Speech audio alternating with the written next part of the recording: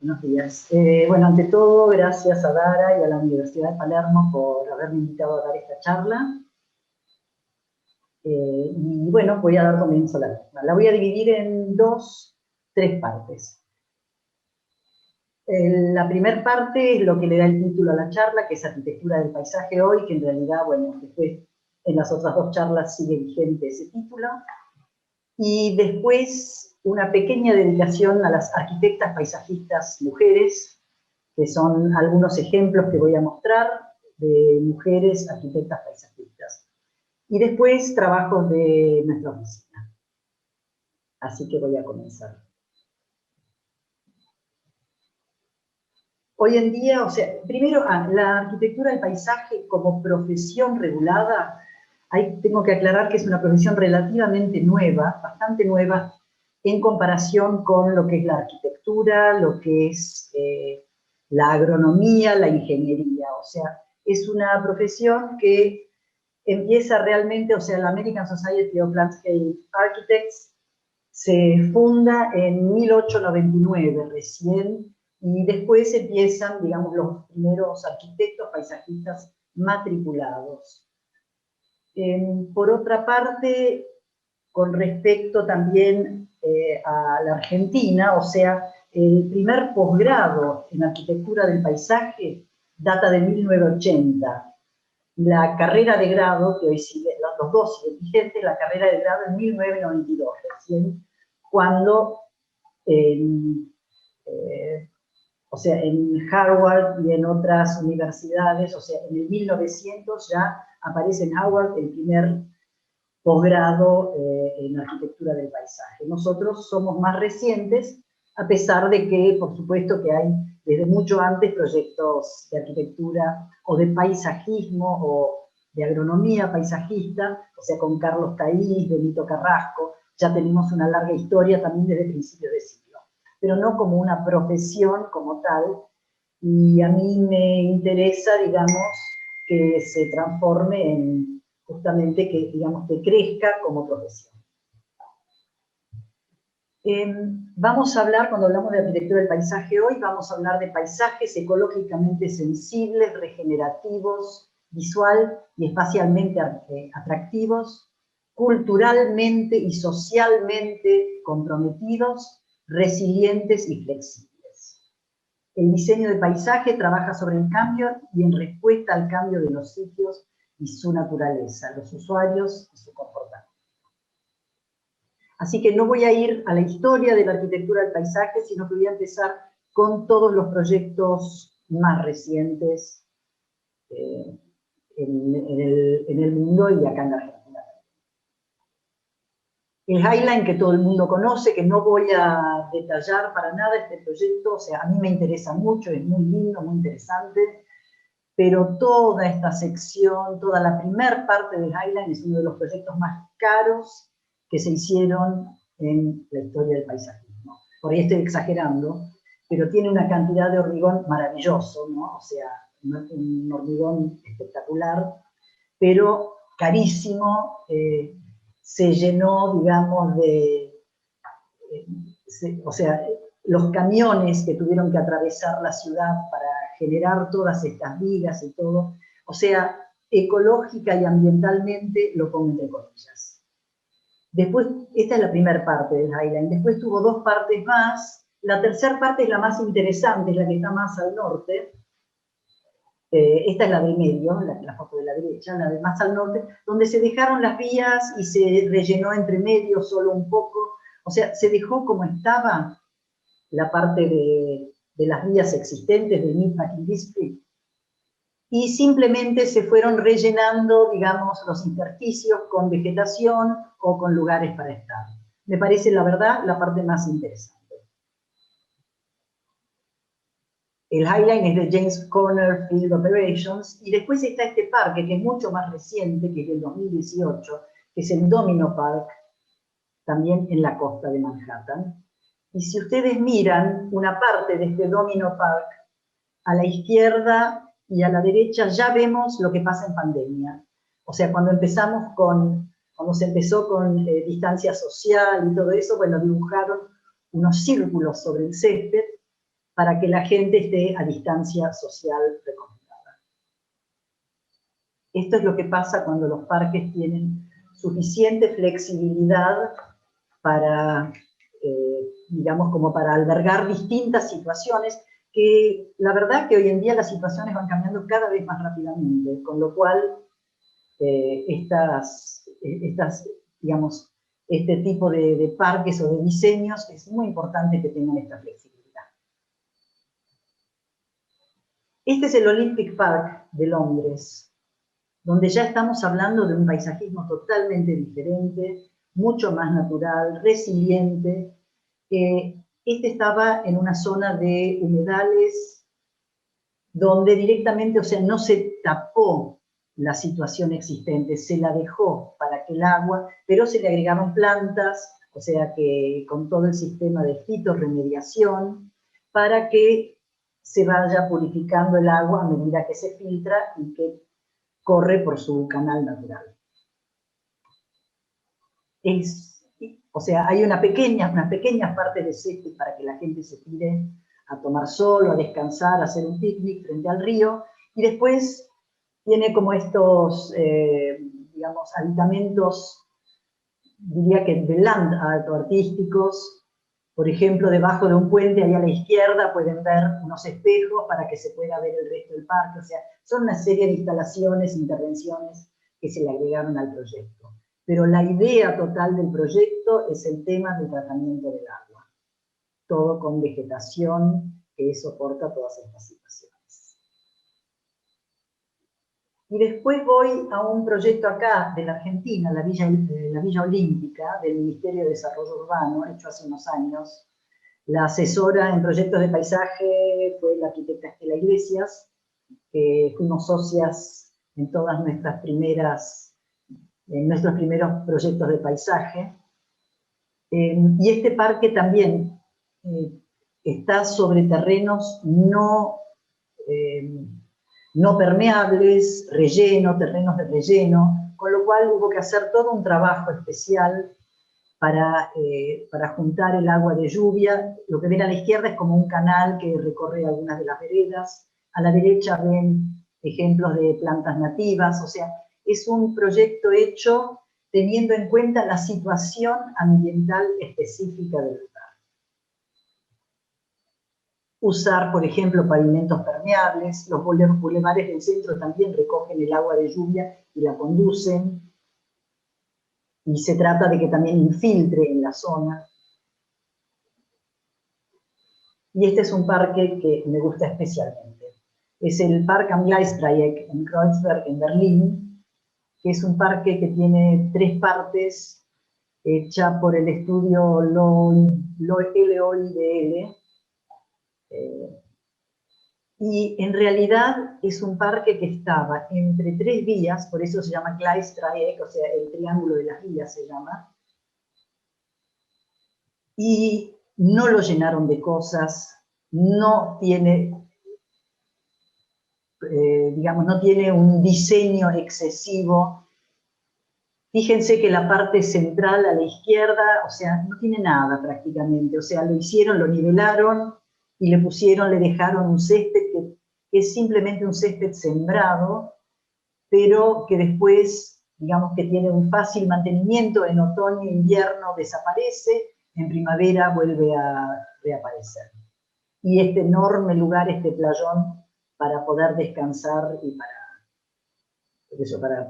para poder estar, que es banco y cama a la vez. A la izquierda ven nuevamente lo que es esta parte central del parque. Las hamacas son divinas, altísimas, los chicos hacen cola para hamacarse. No hay un cerco alrededor de las hamacas, cosa que acá seguramente lo tendría. No sé cómo funciona allá, digamos, yo lo vi personalmente, pero digamos, no me pareció una situación de peligro. Y los juegos para chicos más chiquitos son fantásticos. Todo lo que ustedes ven acá abajo es arena, y todo lo que ven, llega el agua y el agua corre por ahí, los chicos se embarran, juegan, se suben a todo este lugar para donde corre el agua para jugar.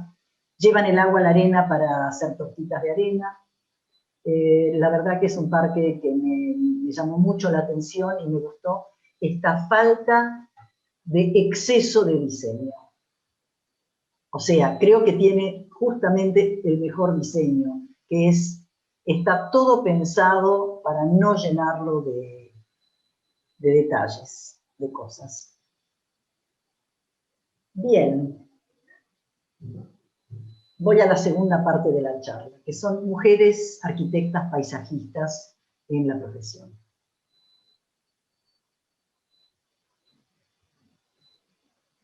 Lo primero que me interesa mencionar, no sé, acá tengo ¿cómo saco esto? Acá, esta pantallita. Esto es la Bienal de Venecia de este año, 2021, que iba a ser en el 2020, pero por cuestiones de pandemia se pasó al 2021.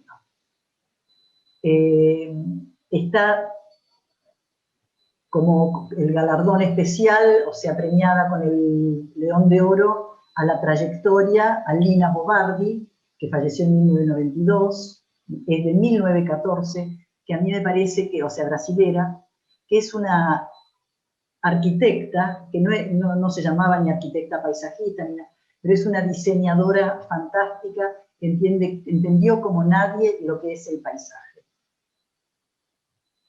Todos sus proyectos, yo acá voy a hacer mención a una serie de nombres que ustedes después lo pueden ir googleando y buscando los proyectos, ¿no? Son todas mujeres que me parece que se destacaron en esta profesión. Esto es el Museo de Arte Contemporáneo de San Pablo, fíjense abajo, o sea, este paisaje urbano, abierto, libre, despojado. Ups, no baja la pantalla. Y desde adentro del museo, que es, si ven cada uno de estos dados de hormigón, acá adentro hay un blindex y sobre esos blindex se cuelgan los cuadros. O sea que el paisaje exterior también está adentro. Es algo muy interesante de poder crear en los paisajes, en los proyectos de paisajismo, ¿no? Después de Lina también, de Lina Bobardi, también la casa de vidrio, metida adentro del paisaje. Más adentro imposible. Y ahora vamos a paisajistas más actuales. Marta Schwartz, que es arquitecta. Y estos son de los primeros paisajes donde ella trabajó, del 1979, del 2000, o sea, Dale Garden en Boston, este otro parque en jardín, que son más instalaciones más que parques. Pero si se fijan, este proyecto ya en Beijing, que es del 2016, ya cambia totalmente la forma de encarar el paisaje. Es un paisaje más libre, con vegetación mucho más agreste.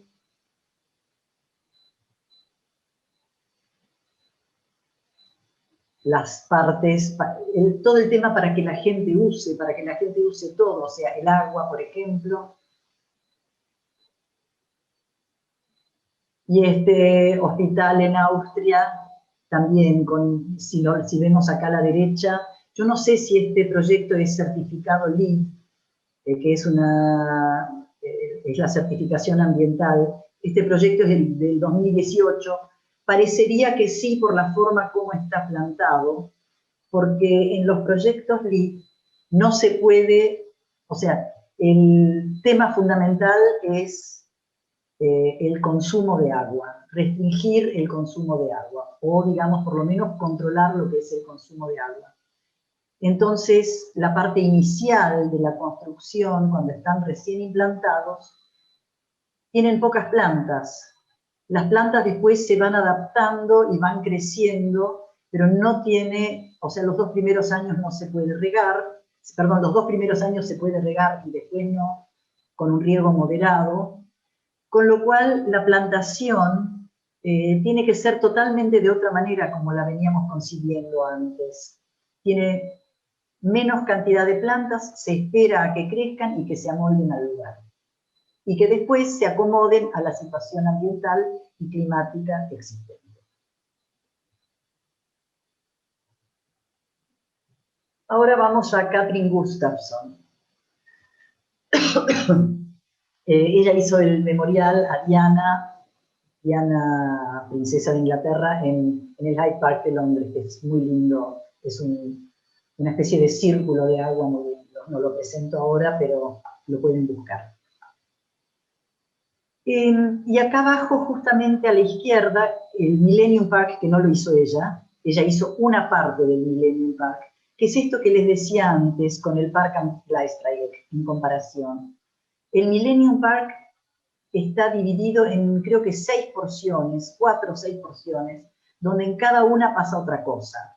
A la izquierda, abajo, está el BIN de Anish Kapoor, acá está el gran auditorio, después hay otra parte que es más, que tiene más que ver con el agua, con juegos de agua, no con restringir el consumo de agua, sino juegos de agua, y una parte que son los Lurie Gardens, que son justamente de Katrin Gustafsson.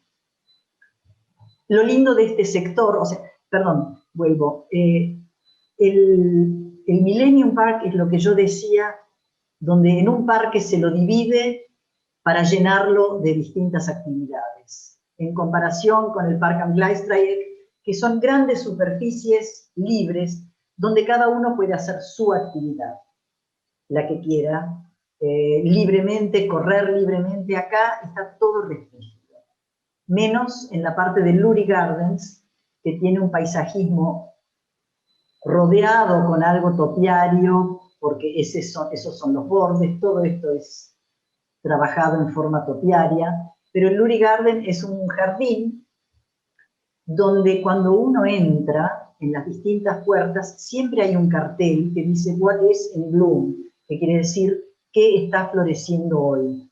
Y entonces uno puede ver permanentemente, van cambiando qué sectores del parque están florecidos en ese momento. Es un jardín muy lindo, muy interesante, vale la pena buscarlo y verlo especialmente, ¿no?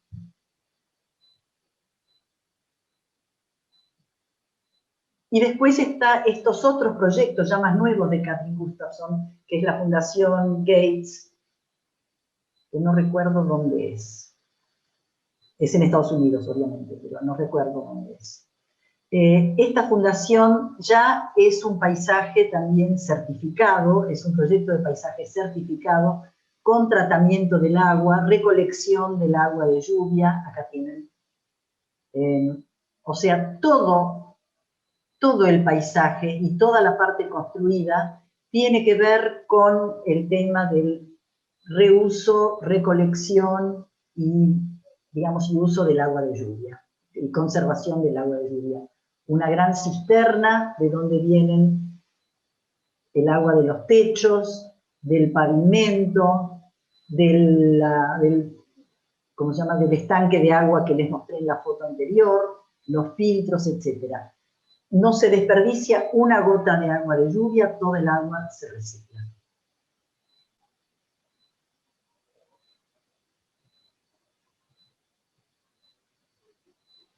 Y después el Parque Central de Valencia, en España, que también es un proyecto certificado, que es del 2019. Acá, no, perdón.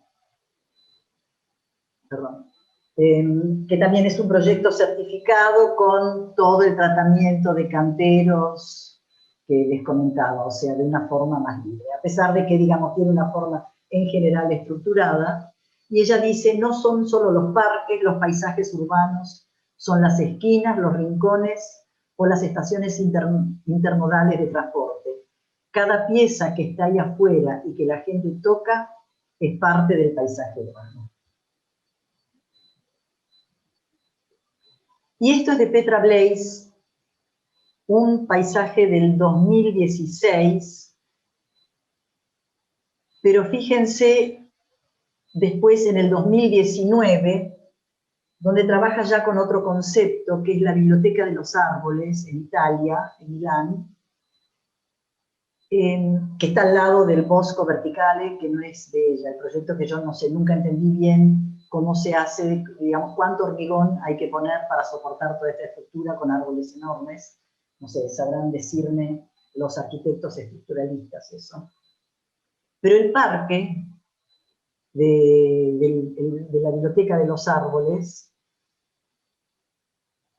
tiene estas cosas interesantes, o sea, no solo para el recorrido, sino que tiene unas pocas extensiones de césped cada tanto, en los cuales, en épocas del 2020, fue un parque sumamente concurrido y, digamos, y muy bienvenido en el centro de Milán, porque combinaba las dos cosas. Combinaba la parte naturalista, digamos, natural, de la vegetación y del tratamiento del paisaje, y los lugares de uso. Dice Petra Place, los senderos que se cruzan y pequeños bosques circulares han significado una liberación para los vecinos durante el COVID-19. Hemos recibido fotos y mensajes de gente feliz con el cambio que había supuesto este paisaje. Y ahora vamos a Teresa Moller, chilena, que hace unos paisajes increíbles. Mostré como dos que son como muy brutales, podría decir. Busquen también trabajos de Teresa Moller, donde trabaja de forma mucho más, o sea, con la vegetación. Pero me interesó mostrar esto, cómo interpreta lo que hay en el lugar. La piedra, donde lo único que hace es esta escalera para bajar, o este lugar que está entre las rocas, encontró un lugar donde se veía maravillosamente la fuerza del mar y puso estas escaleras para poder llegar a ese lugar. O sea, esto me parece que es paisaje en palabras mayores. Y después lo que son los paisajes productivos, esto es en la Argentina, en Mendoza, del estudio Bormida Jansson. Uvas, viñas, vides, y abajo, bueno, está la bodega Salenté, donde el acceso está tratado solamente con unas pocas, digamos, con una variedad de especies, de una forma como muy sencilla, y lo que después deja ver es lo que es, digamos, los viñedos. Esta otra paisajista, Diana Wisner, de Colombia,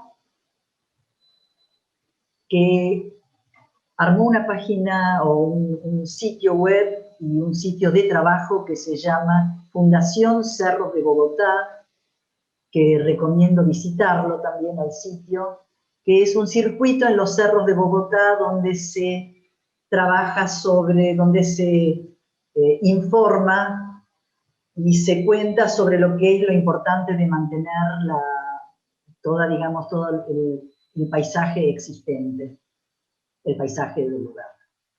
El corredor socioecológico de los Cerros de Bogotá, de la Fundación Cerros de Bogotá de Diana Wisner.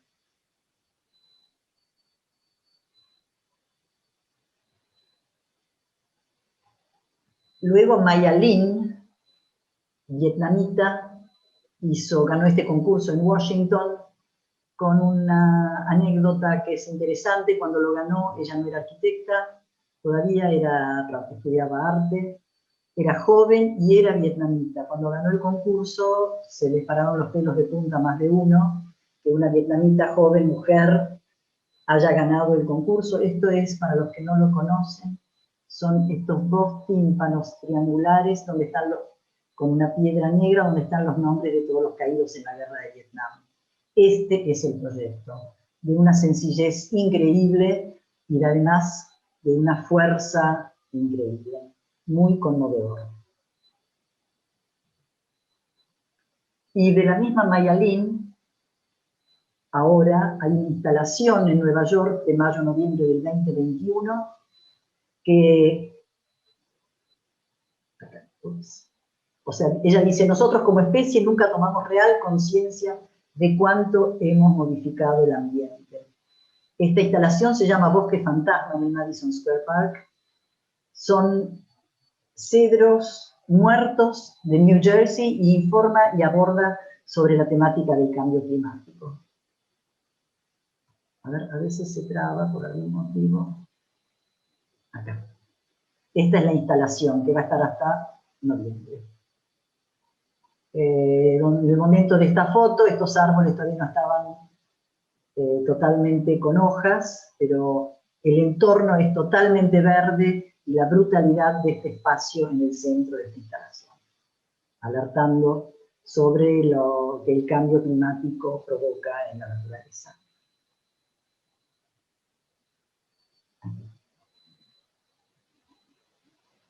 Bien, ahora voy a mostrar unos proyectos del estudio, de nuestro estudio. Sebastián Mouso y yo, y después están Antonella Zungri y Florencia Nakachi, y últimamente se integró para algunos proyectos Celeste Iglesias. Voy a hacer un rápido paneo por algunos proyectos. Este es un proyecto viejo del año 2004, pero que es cuando empezamos a trabajar con estos grandes desarrollos inmobiliarios en Buenos Aires. Es el edificio tronador de los arquitectos del estudio Dominón de Arquitectos. Era una vieja fábrica de chocolate Noel, ahí está la chimenea central y la mayoría, o sea, una U del edificio, esta U es reciclada de viejas infraestructuras, de la vieja infraestructura de la fábrica, y este sector es nuevo. Acá tuvimos que trabajar con todo el subsuelo de estacionamientos, lo que implica no solo cambios en la vegetación y la forma cómo crear o cómo lograr lugares donde se pueda plantar, sino todo el tema de los desagües. Es sumamente importante y por suerte pudimos participar desde el inicio en este proyecto y definir e incluso intervenir en el diseño de la infraestructura sanitaria y de desagües. Fíjense, esto es todo el camino que bordea, acá arriba, acá lo ven, donde todo el parque desagua hasta un borde de todos los caminos que están circundando el parque. Por eso también al principio el proyecto tenía unos caminos ondulados, pero la verdad que para construir toda esta infraestructura sanitaria fue imposible hacerlo de ese modo, con lo cual, bueno, tiene como algunos zigzag en su proyecto. ¿Ven? Acá ven de este lado toda la infraestructura sanitaria, y aprovechando los lugares más bajos y más altos, con el terreno este en pendiente, se armó como un triángulo donde hay más profundidad de sustrato y pudimos plantar árboles. O sea, los árboles se plantan donde hay profundidad de sustrato, eso es obvio. Y donde la estructura que está debajo lo soporta, también obvio.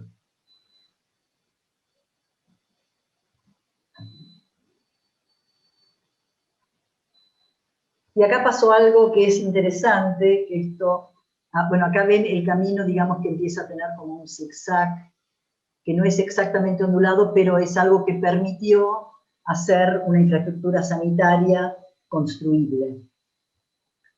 En una parte, a ver, acá arriba, acá abajo, en este sector había un playroom, un bar, una especie de pequeño jardín de infantes, con un techo inclinado, que tuvimos un pequeño problema porque el momento de plantación fue en diciembre. O sea, antes no se podía, no estaba todavía disponible para poder plantar.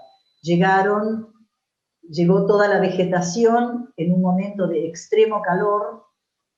Tuvimos que cambiar el proyecto sobre último momento porque cuando llegan los cajones con las plantas, llegan un montón de cajones juntos y es imposible tener tanta gente preparada en el momento para plantar, con lo cual hubo que modificar y concentrar la vegetación en algunos lugares para que físicamente y temporalmente sea posible hacerlo. Hicimos este dibujo que lamentablemente con el tiempo no lo mantuvieron o no lo pudieron mantener así. Fue muy interesante al principio, era un dibujo, o sea, tratamos de combinar todas las plantas que algunas iban a ir en otros lugares, las concentramos aquí para que no se echen a perder con el calor, porque tampoco teníamos todos los lugares todavía el riego disponible.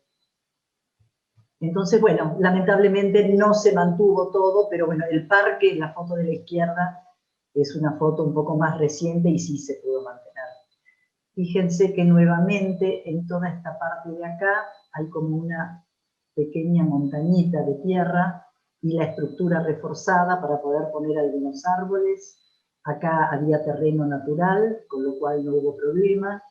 En el borde de abajo había terreno natural y acá está este triángulo que les decía, donde pudimos poner más sustrato. El próximo proyecto es Distrito Arcos, el centro comercial, donde también tuvimos la suerte de trabajar bien desde el inicio, que además es lindísimo cuando pasa el tren arriba que se ve y la gente esperando en la estación lo mira. Acá Distrito Arcos, ciudad de Buenos Aires, ¿no? En este sector. Acá ya trabajamos, a la izquierda abajo es como eran antes las vías y este es el proyecto resultante. Tuvimos una serie de temas diversos. Esto de acá es sobre losa porque hay estacionamiento abajo, esto es suelo natural, y en unas partes por acá, por el centro, encontramos unos viejos tanques, porque esto era, o sea, estaban las vías, perdón, y acá llegaban desde Mendoza, llegaba el tren para distribución de vinos. Llegaban los grandes toneles por tren y encontramos unos tanques subterráneos, que es donde se almacenaba el vino, y los pudimos usar para este sector, recolectar el agua de lluvia y mandarlo a estos tanques subterráneos. El resto, la infiltración, digamos, infiltra directamente sobre terreno natural y no fue posible hacer este sector de recolección de agua de lluvia. El otro tema es que la avenida Juan B. Justo y la calle Godoy Cruz tiene es un metro más alta que la Juan B. Justo. Con lo cual también tuvimos que trabajar, digamos, con escalinatas que van bajando en distintos lugares. Por eso todo este sector del parque, del paseo, digo, es más bajo, y este sector del paseo está 1 metro por arriba, entonces hay escaleras o rampas para ir bajando. Lo que queda muy interesante en el proyecto no fue algo, digamos, proyectado especialmente, pero fue la resultante de una situación existente que había. Acá también pudimos trabajar libremente con los colores y con el tipo de vegetación, jacarandá, muchas bauinias, que es un árbol que me encanta, jacarandá, y en el medio hay algunos Acer saccharinum, unos pocos, en estos círculos, y acá hay álamos, porque ya había álamos en el lugar, y acá la medianera esta que da sobre la espalda de Avenida Santa Fe no era muy agraciada, con lo cual tuvimos que elegir una especie combinada con lo que ya había, que pudiera rápidamente, digamos, tapar estas visuales, sin tener que llegar a hacer, digamos, ninguna construcción ni nada extraño. O sea, las plantas nos ayudaron para esa situación. Acá hay un anfiteatro, el paseo por abajo y el paseo alto.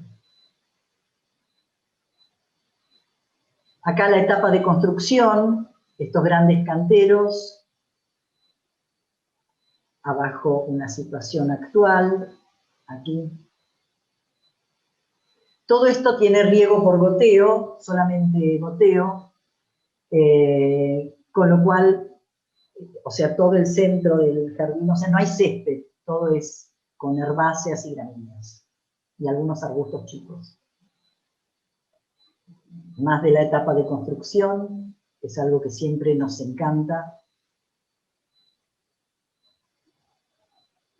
Y una imagen de una época particular del año, no siempre está así, por supuesto. Hay otra donde acá todos los agapantos están en flor, que es muy linda. Esa etapa hay varios sectores con agapantos en flor. Y trabajamos con el contraste de colores de las cicas. Acá el formio nana variegado. Bueno, con el contraste de varios colores. Y ahora voy a la Universidad de Itela, que es donde di clases mucho antes de que nos mudáramos a este edificio incluso. Creo que me olvidé de poner la imagen de lo que era la vieja facultad, donde también intervinimos en el patio. No la puse. Bueno, acá. Esto lo hicimos con el estudio Richter Dalrocha Arquitectos.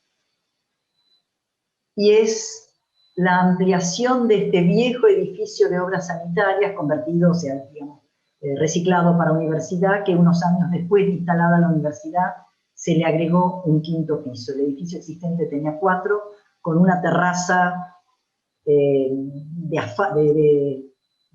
¿cómo se llama? De asfalto, no recuerdo exactamente qué es lo que había, pero una terraza seca, que desde el momento que la vimos dijimos, ay, ojalá que algún día podamos hacer la terraza verde del edificio.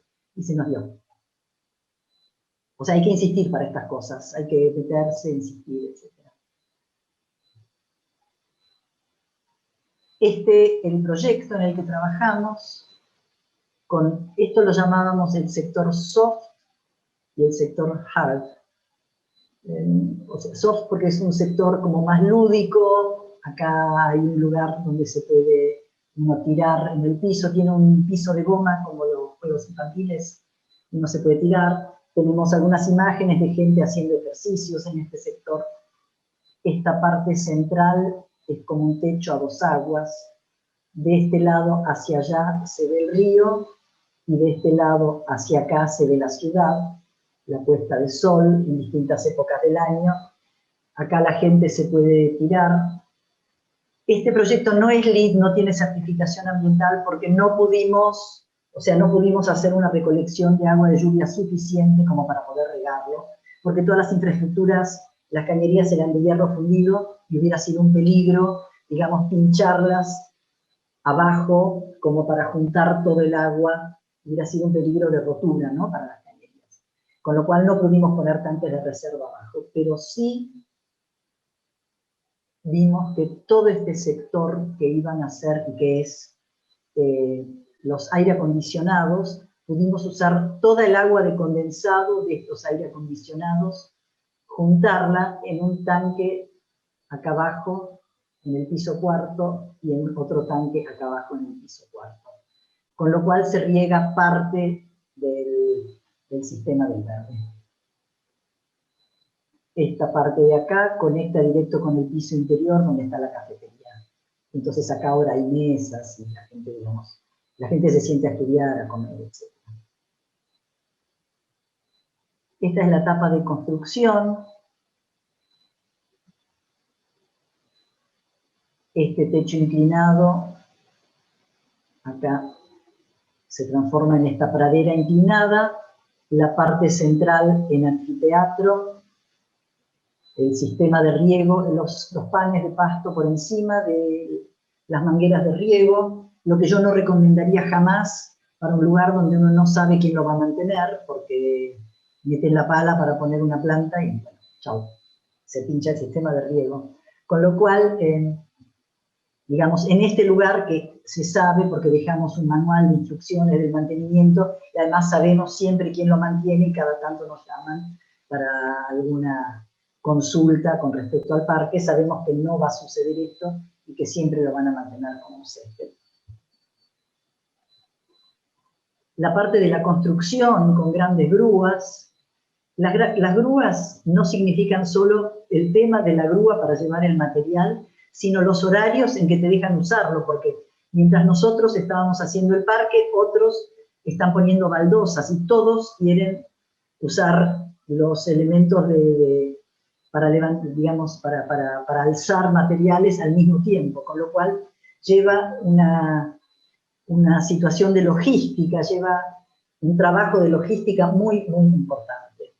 Todas las cubiertas que están en techos elevados y eso, tienen un tema de logística muy importante que, bueno, hay que estar ahí, para no perder el turno, digamos, de la grúa, ¿no? Y esto es lo que es hoy, con la gente usándolo, es el campus de la universidad. La vegetación también la usamos, digamos, haciendo como dibujos.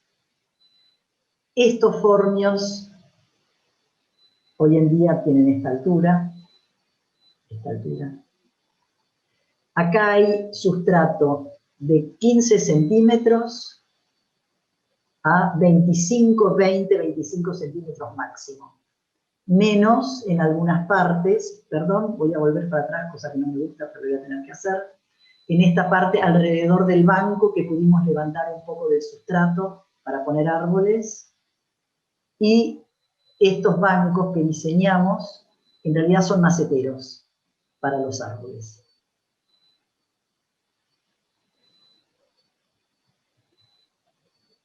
Este es un proyecto que terminamos de diseñar ahora, hace poquito, y que está en plena etapa de construcción, que es una chacra en Manantiales. Es un proyecto de un carácter totalmente diferente. Acá atrás está la Laguna Blanca de Manantiales y acá hay unos tajamares a los cuales dan algunas de las chacras. Y acá trabajamos, lo que pasa acá en estos lugares, o sea, muchos de los barrios cerrados, uno no puede poner todos los árboles que quiere ni la cantidad que quiere, justamente para no tapar las visuales de los terrenos lindantes y eso. Entonces hay una X cantidad de árboles de tamaño de primera magnitud, o sea, los grandes, por metro cuadrado. No recuerdo cuánto eran acá, pero no es que podemos poner árboles cuantos queremos y dónde queremos. Entonces hay que medir muy bien en dónde uno va a poner los árboles de primera magnitud. Eran pocos, creo que eran 30 en casi un poco más de 2 hectáreas. Los bordes, algunas partes de los bordes, dejamos el suelo natural, y esto cambió un poco, o sea, esto de acá, los pastos naturales dan la vuelta hasta acá, y hay 4 grandes canteros, y un poco en la parte de abajo. Ups. Perdón, quiero sacar esto. Acá hay unos canteros. Esto también es todo pradera natural. Esto es el agua que entra del tajamar y que se deja como está y que crezca lo que crezca. Y estos son canteros.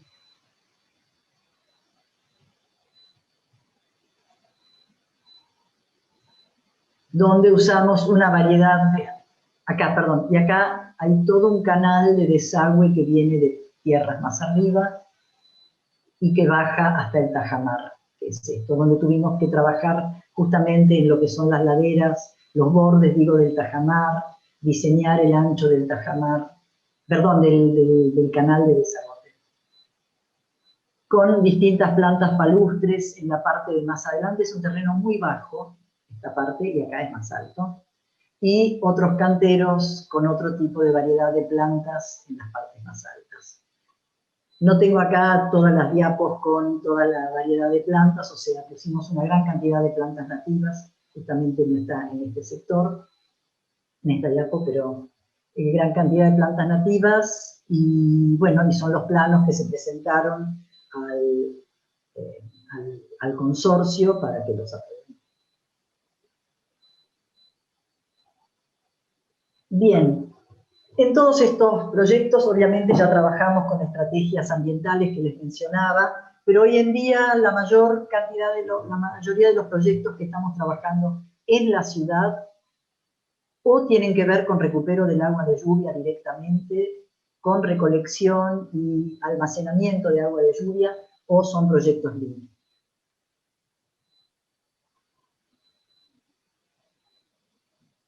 como este proyecto del Green Building Council, que está en Chacarita, en Leiva y Corrientes.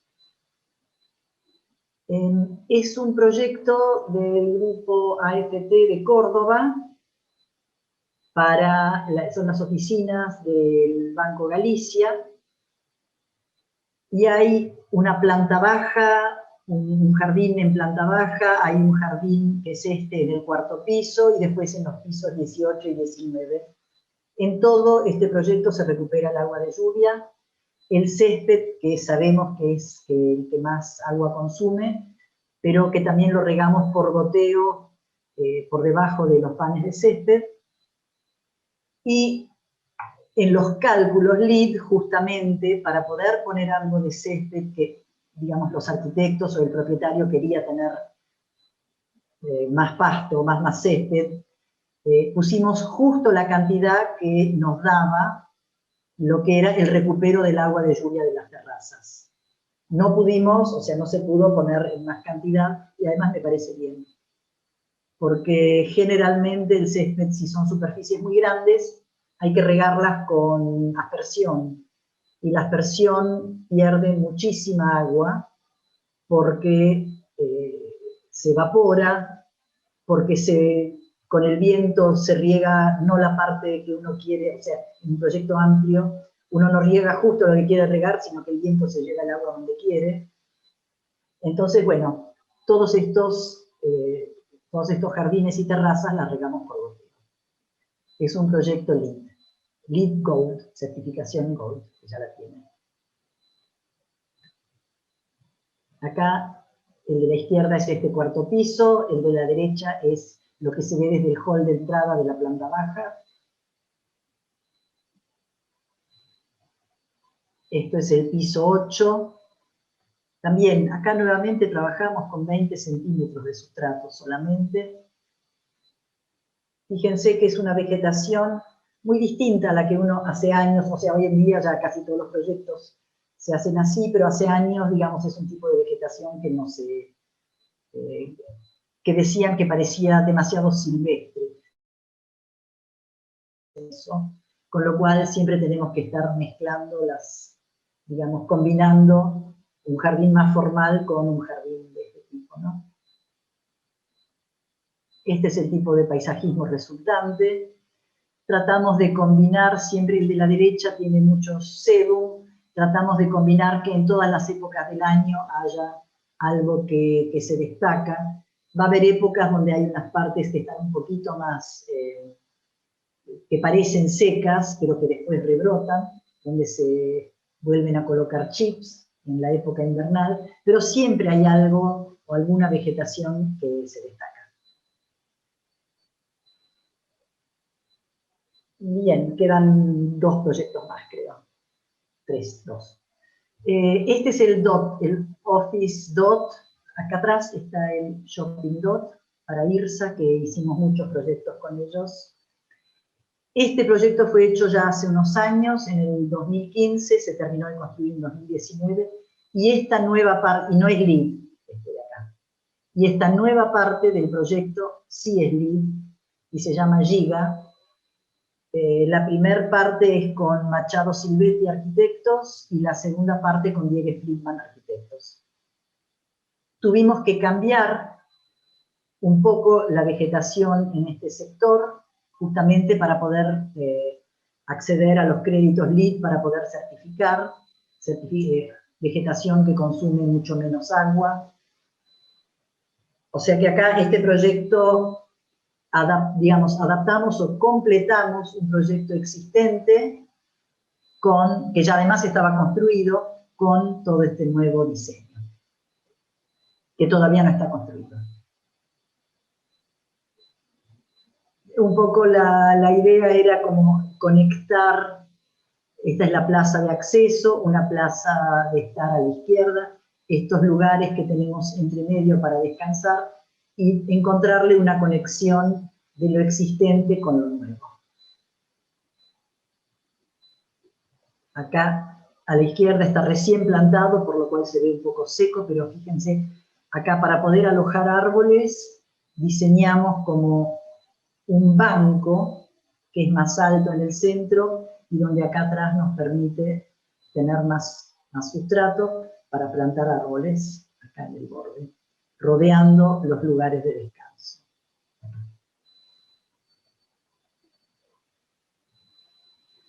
Uy, pensé que este no estaba. Bueno, este es un proyecto más viejo, de hace ya como 8 años, que es para YPF, es en Berisso, Ensenada, pero es un proyecto donde trabajamos mucho con el tema de regulación y recuperación del agua de lluvia, y donde proyectamos unas lagunas de regulación y de retención, unos reservorios.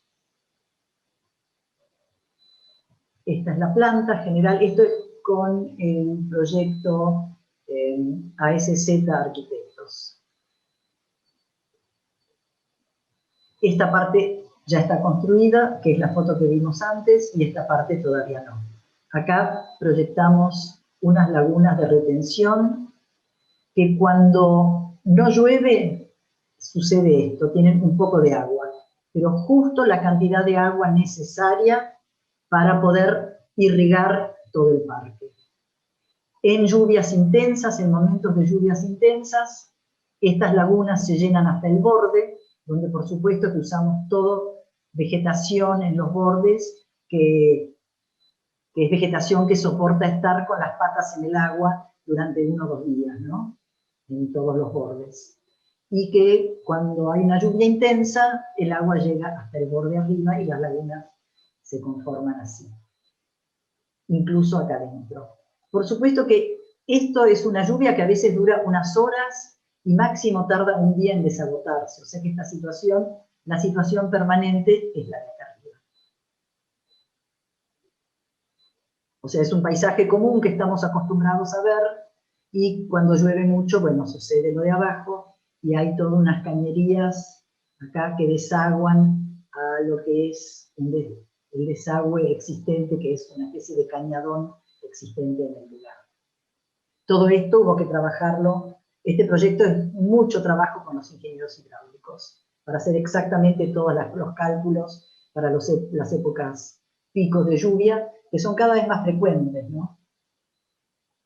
Y para que el agua no invada, digamos, y no inunde todo el resto de, digamos, del urbanismo de los bordes, de las urbanizaciones de los bordes. Acá, en la parte central, pasa lo mismo. Acá justamente esta foto de un momento con mucha agua, y eso dura pero unos pocos días. Siempre está el tema, bueno, el miedo con los mosquitos, etcétera, que es una realidad, pero esto, o sea, el fondo de toda esta parte central también está calculada para que desagüe mucho antes que los otros lugares.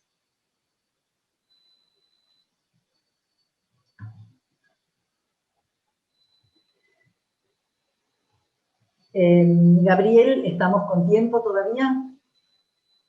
Sí, estamos perfectos de tiempo, Cora. Ok. Esto es un concurso de ideas al que nos invitaron y que lamentablemente no lo ganamos, pero me interesa mostrarlo. Es en un barrio, en una zona de barrios privados de la provincia de Buenos Aires, donde se nos pidió trabajar todo un borde que conecta una serie de accesos a barrios privados, a centros comerciales, etc. Nuestra propuesta fue conectar estos lugares, integrarlos de alguna manera, jerarquizar algunos nodos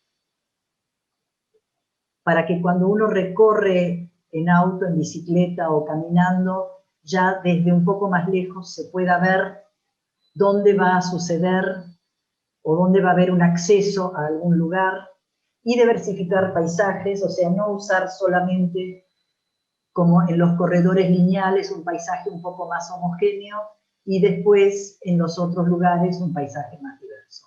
Dentro de lo homogéneo del paisaje uno puede usar un montón de especies que atraigan mariposas, aves, pájaros, o sea,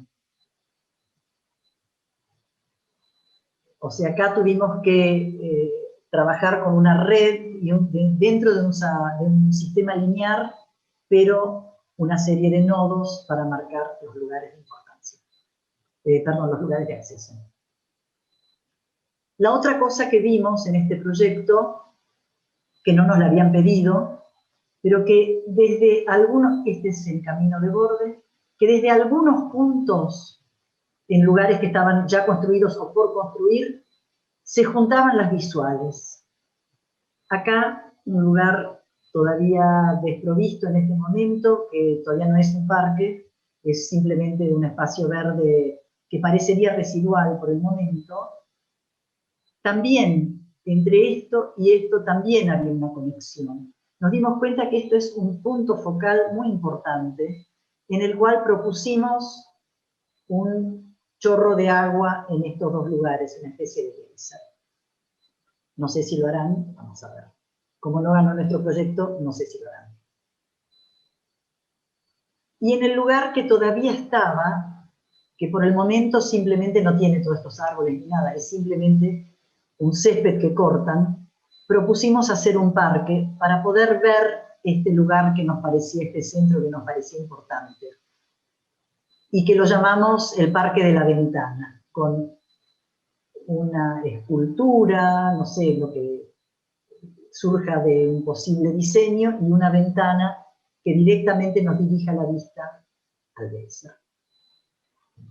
El resto fue paisajismo, ¿no? O sea, de intervenir, digamos, con vegetación, con caminos para niños, una pista de skate, o sea, una serie de elementos, digamos, que hacen a la vida del parque, ¿no? Con una serie de plantas y vegetación más alta para no tener una vista tan directa a los terrenos privados que están de estos lados. Esta parte ya existe, esta vegetación, de este lado todavía no, propusimos una vegetación. Bueno, esto no era parte de la propuesta que nos habían pedido, pero cuando estábamos recorriendo el lugar, cuando uno recorre los lugares, empieza a ver cosas. Y es que vimos, bueno, es como que vimos que en este lugar tenía que pasar algo. Y en el otro, también en el centro de la otra urbanización pequeña, que tenía que pasar algo especial, ¿no? Es como que te invita a diseñar algo para esos lugares. Bueno, y para terminar,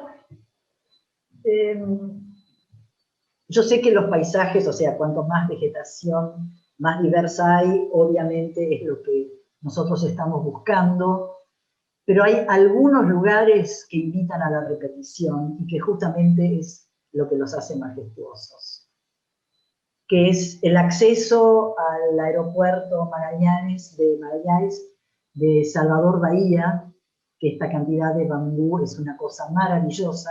Este efecto imponente no se habría logrado con un montón de plantas de distinto tipo, ¿no? O sea, el impacto de esto es algo increíble.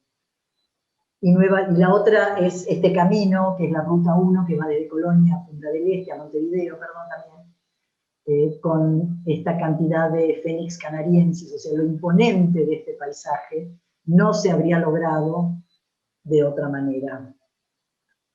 Y esto último, que es una chacra en Colonia, que ya desde lejos se ve este mar de agapantos, que empezó con unas hileras de agapantos donados de una señora que había vendido su terreno, que dijo, si quieren llévenselos, que era esto. Bueno, y cada año se le van agregando unas hileras más.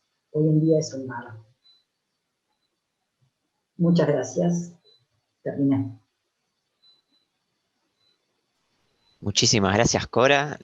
Abrimos entonces formalmente el espacio a consultas del público, que ya recibimos una consulta puntual de Graciela Brandariz, Ah, sí. que Hola, Graciela. ella quiere saber si, ella dice, ¿puede ser que también interveniste en el jardín interno del convento San Benito de Palermo? Sí, pero que no se hizo después. Por lo Muy menos bien. no se hizo el proyecto original que había. O no sé si ella se refiere al Casafoa, o a un proyecto que se hizo para convertir todo eso en oficinas y que después, lamentablemente, bueno, qué sé yo, situación económica del país en distintas épocas y eso, al final no se hizo. Bueno, ahí le ofrecemos a Graciela si quiere Dale, puntualizar la consulta, que lo haga a través del chat. También invito a todos los demás dale. espectadores a Ante que todo si te tienen saludo, alguna consulta. Graciela, tanto tiempo que no te veo. Nos empezaron a llegar agradecimientos y felicitaciones de los distintos espectadores de la sala. Te agradecen porque siempre es muy interesante todo lo que presentás. Acá Graciela nos termina de redondear la pregunta, que ella se Sí. refería al proyecto para las oficinas, que vio el diseño, dice, qué pena. Sí, y te comento más, Graciela, en ese proyecto eh,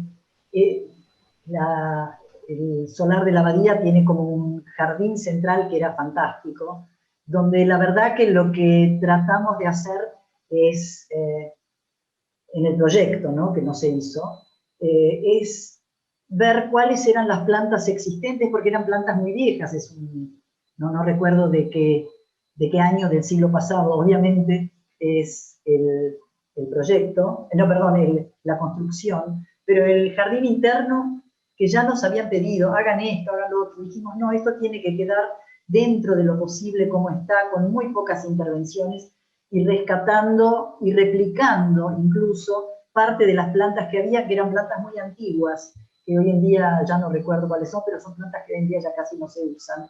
Era muy interesante. Nuestro proyecto fue de poca intervención. Acá tenemos a Felipe de Santiago Olivares Sosa, que dice, genial cómo combinan los colores. Me imagino que el primer factor es el clima para escoger la vegetación. ¿Será así? Es el clima y es el suelo. Es muy importante el tipo de suelo. Primero, si es un suelo, o sea, no es lo mismo la vegetación que se pone en una zona al lado del mar, donde, donde hay arena, que el que se hace en la puna, o el que se hace en un suelo que, qué sé yo, como parte de las ciudades hoy en día, que es un suelo rellenado, ¿no? Que tiene arcilla. No es lo mismo, o sea, casi siempre empezamos con el suelo. El clima se da ¿cómo se llama? Por añadidura, ¿no? Es como lo más obvio a veces el clima, pero el suelo es una de las cosas más importantes. Y ojo, y la disponibilidad de agua, antes que nada todavía. Es más, en todos los proyectos lo que tenemos, lo primero que hacemos es ver cuánto espacio verde más o menos, cuánto verde se va a construir, calculamos cuánta agua necesitamos para eso. El agua, por supuesto, que depende de dónde la podemos sacar, y depende de si realmente disponemos de esa agua, y en función de eso agrandamos o achicamos los espacios verdes. Muy bien, tenemos una consulta de Candela Frías, que quiere saber qué sitio o instituto recomendás para realizar estudios de paisajismo. Eh, a ver, varios lugares. Bueno, en principio, por ejemplo, en la Universidad de Buenos Aires está la licenciatura. Les comento, en este momento las dos personas que están trabajando con nosotros son arquitectas de arquitectura, porque bueno, se fue dando así, la gente a veces va cambiando, pero toda la gente que tuvimos trabajando, a veces como pasantes o otras veces ya contratados, de la carrera de diseño y planificación del paisaje de la UBA, excelentes los alumnos. Después hay posgrados, por eso no sé para qué nivel ella está preguntando, pero el posgrado de la UBA, el posgrado de la Vitela, que yo dirigí, yo lo creé en el 2004, creo, 2003, empecé a trabajarlo hasta el 2015, ahora está a cargo de otro profesional, en Córdoba, en Mendoza, o sea, hay distintos lugares. Muy También hay bien, lugares que no son universidades, ¿no? Que no los conozco a todos, pero que hay. tenemos No otra conozco consulta de... exactamente el posgrado, la carrera que hay dentro de la Universidad de Palermo. falta mía. Sí. Muy bien, tenemos una consulta más de Graciela Brandariz, que quiere saber cuán importante es la aislación que se necesitan para tener las terrazas verdes sin que aparezcan humedades en los cielos rasos. Sí, ese es un tema típico con los arquitectos. Graciela, hoy en día, con los materiales que hay, si hoy en día no podemos resolver eso, vamos fritos. Por supuesto que, por ejemplo, cuando nos toca hacer una terraza sobre una cubierta verde, sobre una terraza ya existente, lo primero que pedimos es que se vuelva a impermeabilizar todo el lugar, porque puede parecer que está perfecto, pero que la membrana o algo esté cortada por debajo y que no haya como, digamos, que aparezca después. Si alguien, no sé si alguien vio el proyecto o conoce de la National Library de Nueva York, que en la parte de atrás hay un parque. Ese parque, toda la parte central de ese parque, que es un césped, que se llama Bryant Park, en Nueva York, toda la parte de césped, hace unos años, 10 años, fue levantada para hacer debajo los depósitos de los libros incunables de la Biblioteca de Nueva York, de la National Library de Nueva York.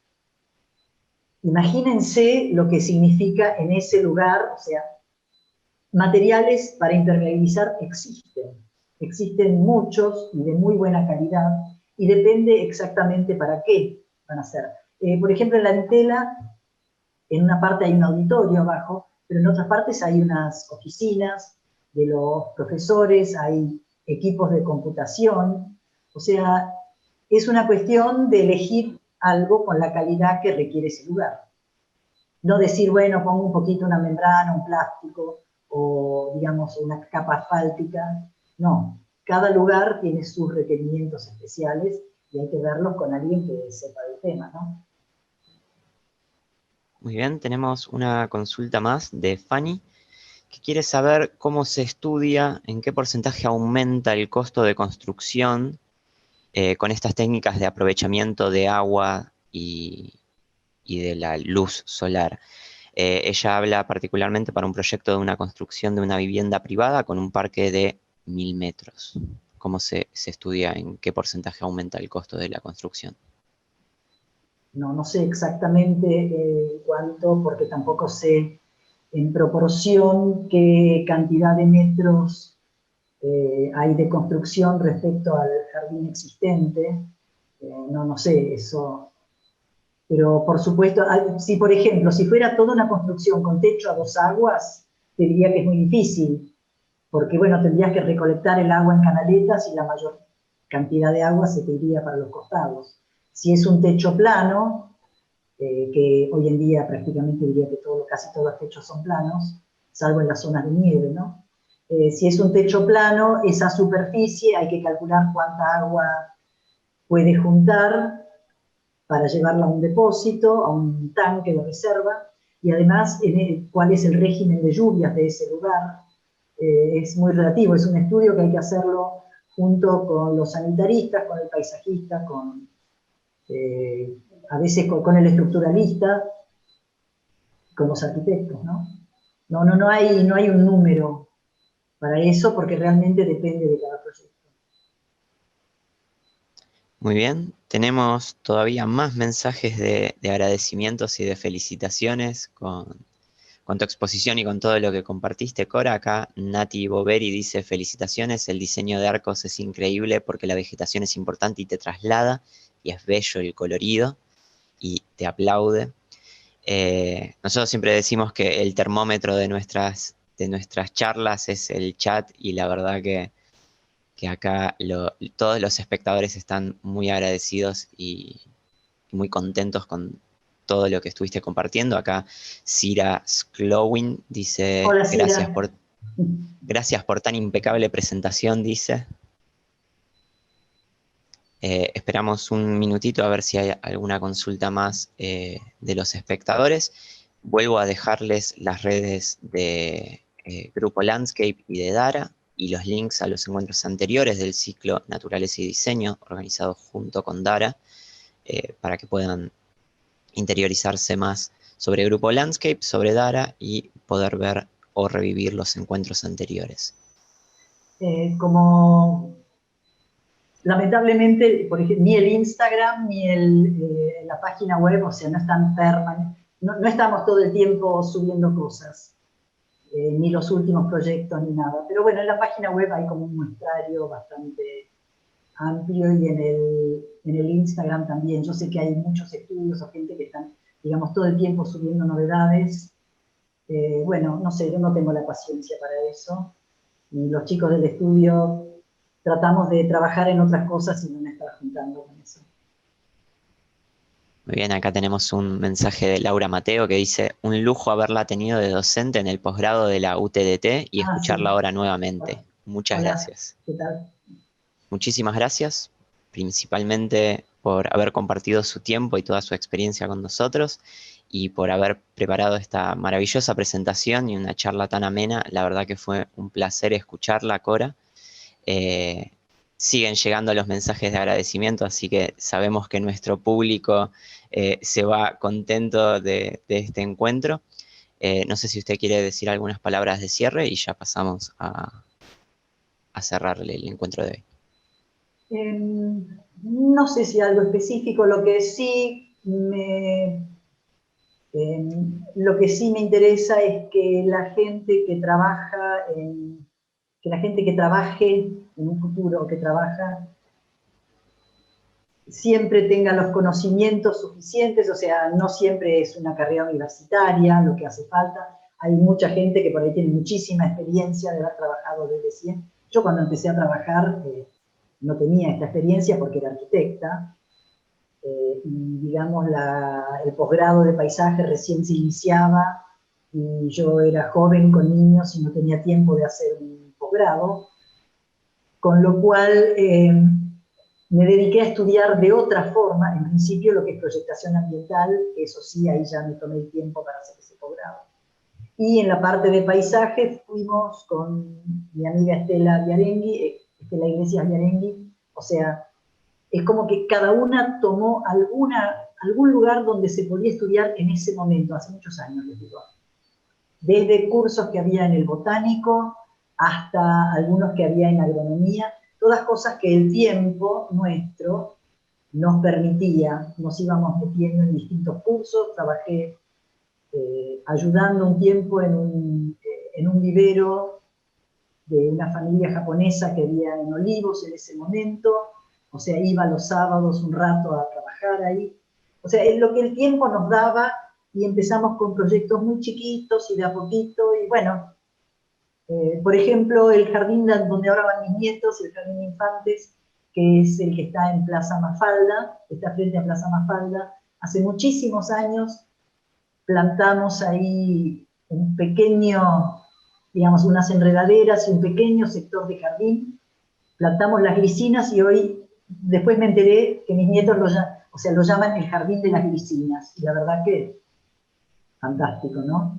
Muy emocionante fue eso. Y empezamos de a poquito, con algunos errores o no, también, y creciendo de a poco, y bueno, Estela ahora es una profesional súper reconocida, nosotros con mi estudio trabajamos mucho también, y hay que estudiar a todos, lo que les digo, especialmente a la gente más joven, hay que estudiar desde los estudios formales, si se puede, elegirlos bien, hasta estudiar todo el tiempo lo que sea. O sea, cuando yo me voy de viaje, aparte de la cámara de fotos, lo primero que hago es estudiar el clima del lugar, lo que hay, a ver qué parques nuevos hay en esa ciudad. Por ejemplo, lo del Olympic Park, yo no lo pude ver porque estaba en construcción. Una vez que fui a Londres, estaba cerrado, perdón. Mi nieta ahora vive allá en Londres, y Eva, y le pedí que me haga el relevamiento. Esa foto la sacó ella. O sea, hay que estar todo el tiempo estudiando. Me parece que eso es lo más importante. Para poder hacer un buen trabajo, hay que estudiar. Hay que ir a las ferias de la construcción cuando haya, para ver qué materiales nuevos existen. Aunque yo no hago iluminación de los trabajos, pero me fijo qué artefactos de iluminación existen y cómo iluminan. Bueno, todo eso, qué materiales hay para impermeabilizar. O sea, hay que estudiar, fundamental, de eso se trata, que además es lo más divertido. Y hoy en día no faltan medios para estudiar. Ojo con Internet, que también hay muchos errores a veces, pero hay un montón de información si uno sabe elegir bien. Y eso. O sea, a los más jóvenes especialmente, estudiar. Y a los grandes también.